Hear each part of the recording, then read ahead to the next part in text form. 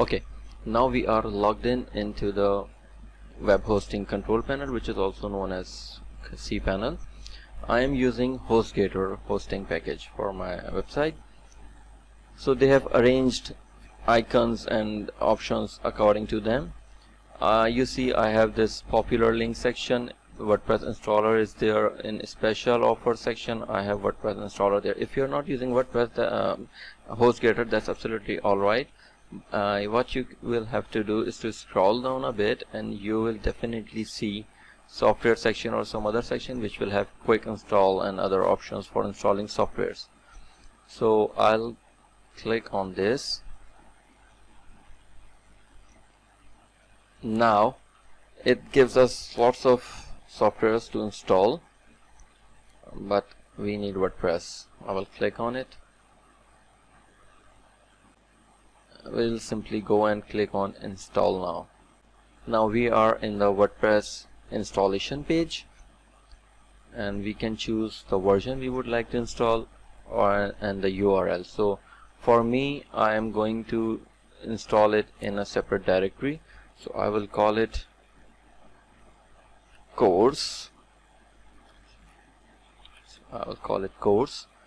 And in site settings I will name it Elementor course,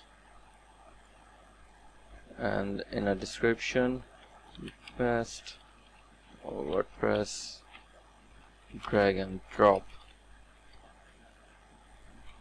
page builder. That's it. In the admin account, this is basically account where we will be able to log into our WordPress administration area and control our website, editing and modifying images, pages, adding new pages, deleting, adding plugins. Everything will be managed from there.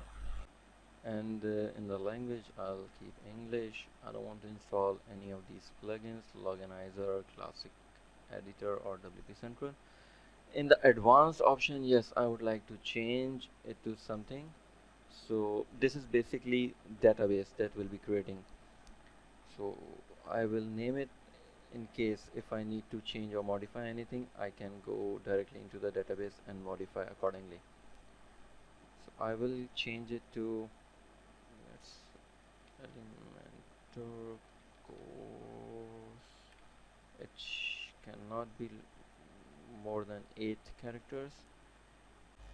I'll just keep it course, and here I'll say Elementor course. Alright, that's fine. Everything else is fine. I will click on install.